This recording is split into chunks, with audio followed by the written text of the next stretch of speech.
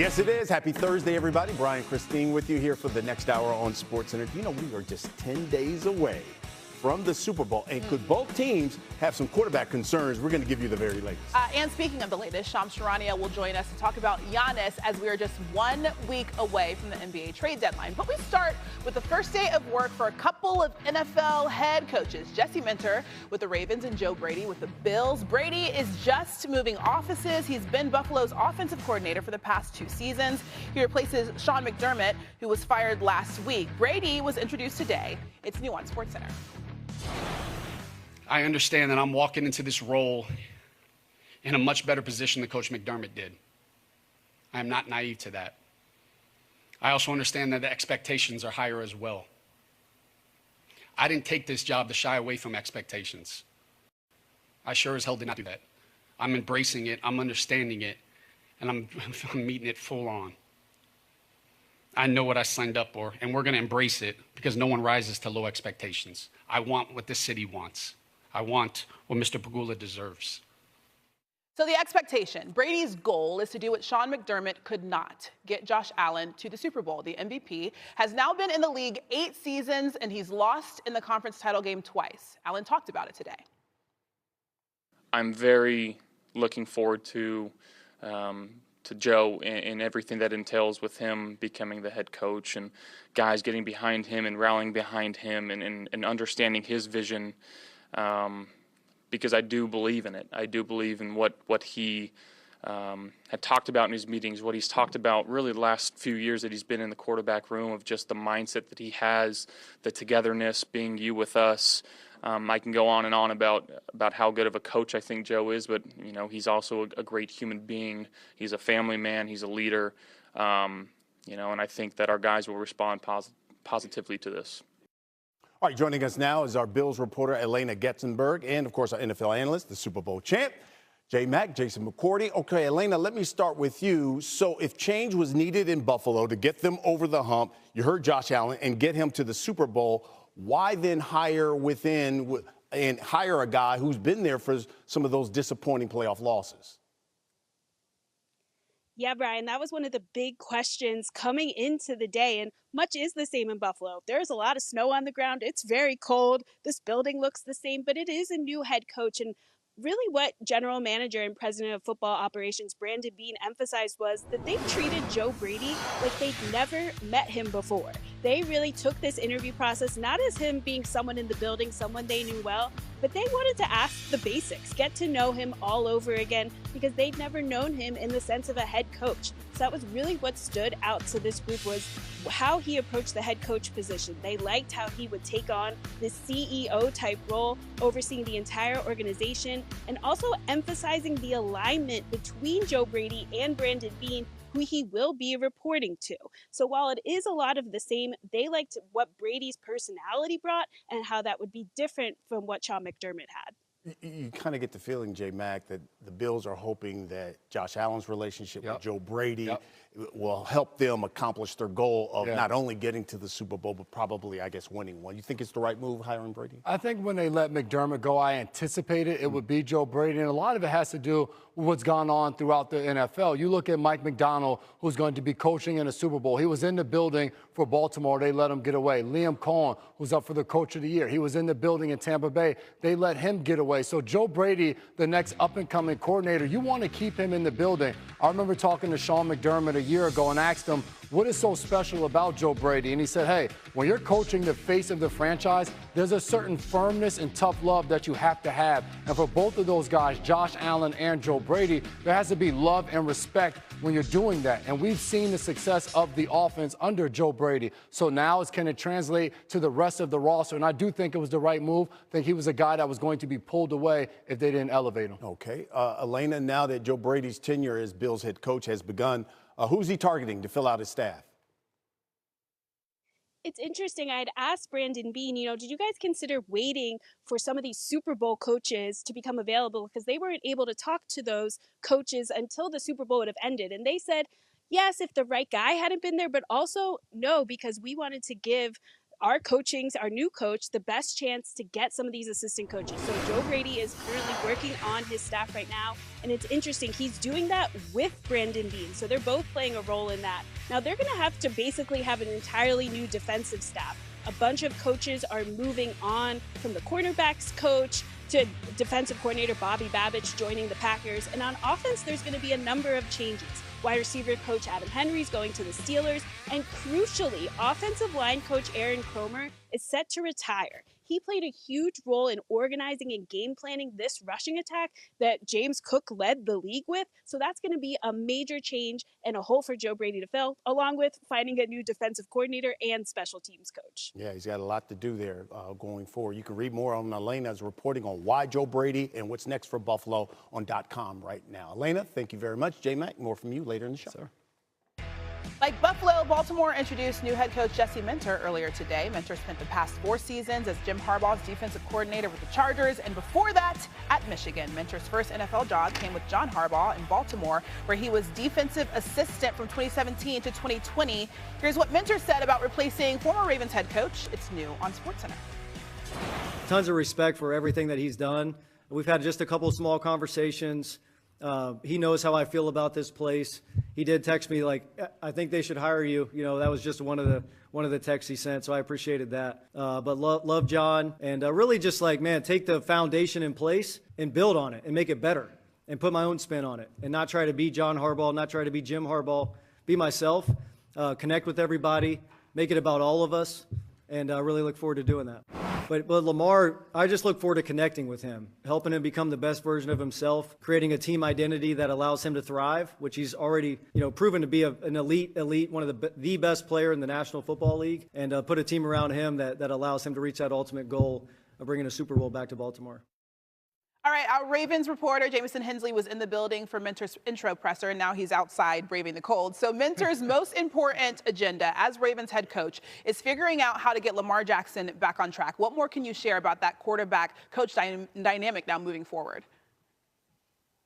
Yeah, Christine, as Minter pointed out, he has had multiple conversations with Lamar Jackson since becoming the 4th head coach in Ravens history just a week ago. But Minter's relationship with Jackson actually started back in 2018 when Minter was a defensive assistant and he helped Jackson quarterback the scout team during the first half of Jackson's rookie season. Now, in talking with team president Sashi Brown, he made the point. The Ravens interviewed around 20 candidates for this head coaching position.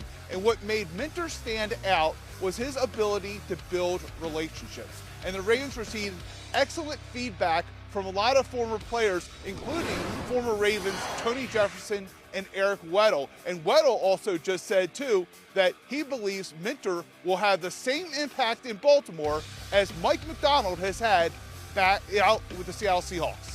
Okay, relationships is very important because obviously there were some interesting relationship dynamics between Lamar Jackson and Harbaugh.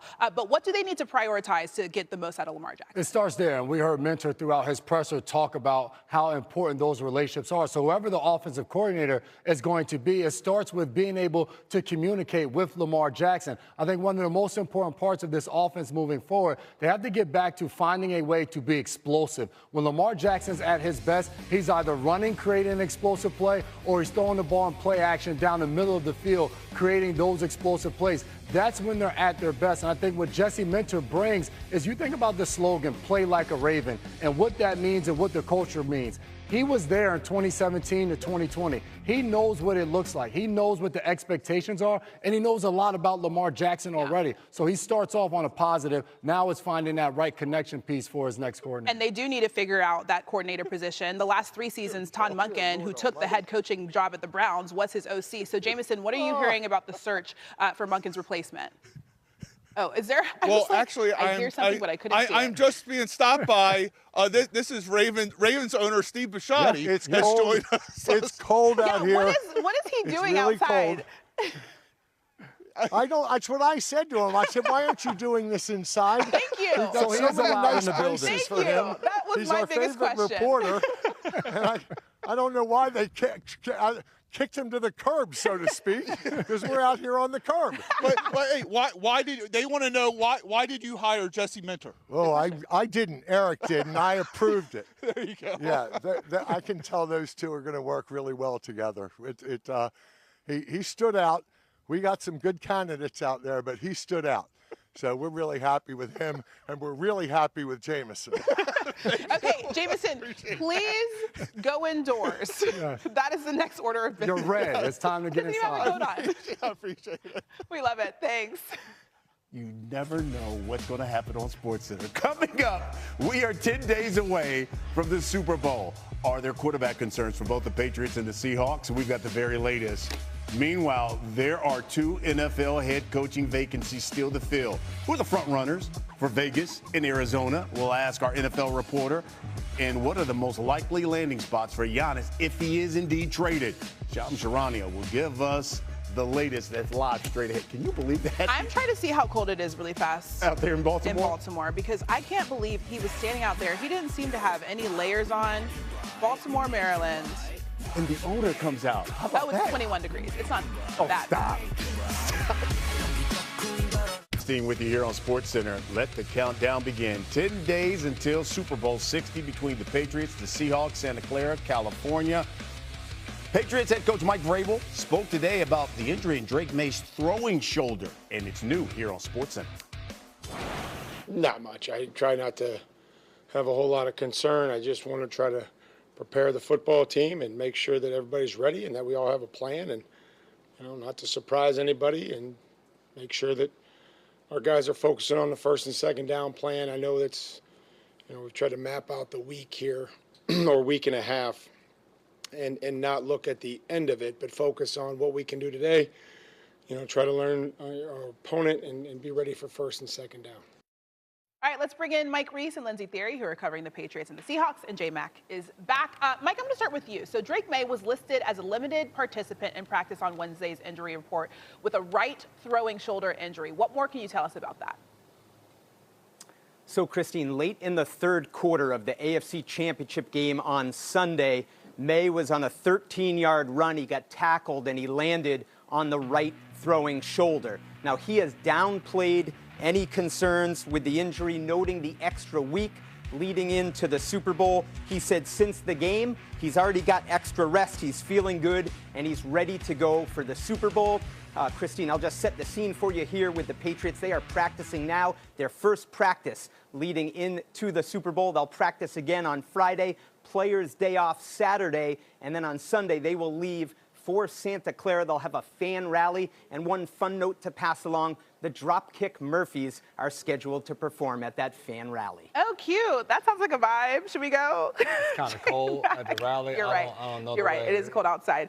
So Drake Maye's AFC Championship performance didn't stand out that much on the stat sheet, but he did get the win. So what stood out to you in that performance that he can carry over? He was able to make plays and step up in the moment. There were a few throws that he was able to connect on. He was able to find his receivers, and he used his legs. So hearing Mike Reese be positive about that shoulder is going to pay off. But here it is, a third down where he's looking, and he knows Talanoa Hufanga, the safety, is reading him. He looks backside to hold him, and then it's the ball placement. He puts this ball where Hufanga can't get to Mac Hollins. He catches it and is able to pick up the first down. When you talk about using his legs, he now reads it. He has double teams on the outside, the top of the screen, and the bottom of the screen. Nobody's open.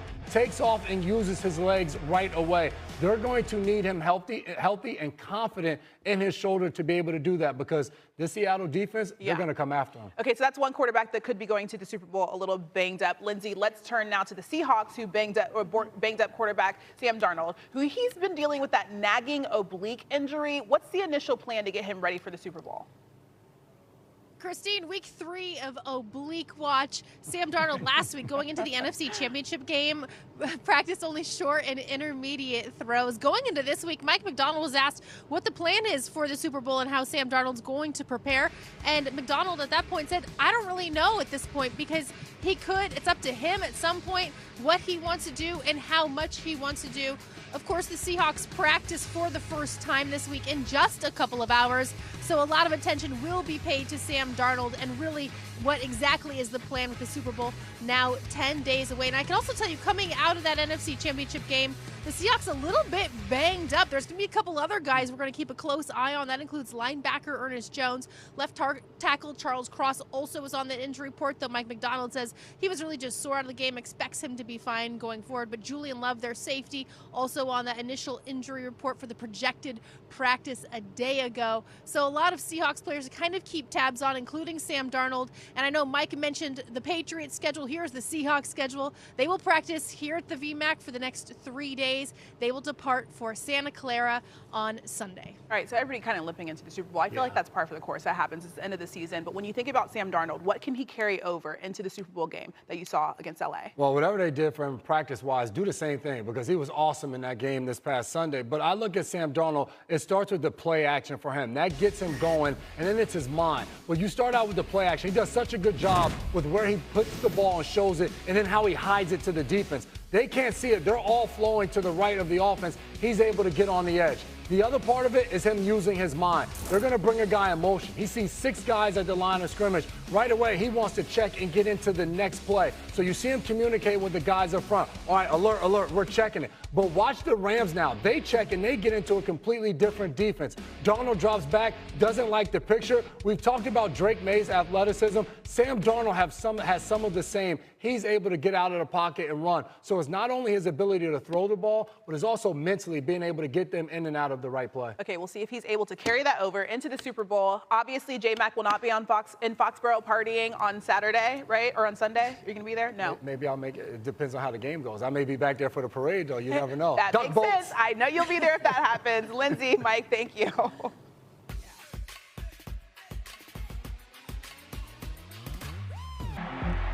A celebration a mile high. They are headed Super Bowl 60. Trust this team, man. I'm going to the Super Bowl. That sounds pretty good. The Seahawks are going back to the Super Bowl. What our team's been able to do up to this point and how they've done it, it's just, we're just blessed. Young boys ready. Hell yeah. Throwing made. Touchdown. Seahawks. No way. Absolutely thrilled. Graham Watch. Shot downfield. Caught for the touchdown. Hell yeah. Well, let's take a look at some of the player prop movement. DraftKings for Super Bowl 60, Ramondre Stevenson's rushing yards prop opened at 57.5, but has been bet down 7 full yards to 50.5. The running back on the other side, Kenneth Walker, also seen his rush yards dip down. His prop has gone down 8 full yards from 82.5 to 74.5.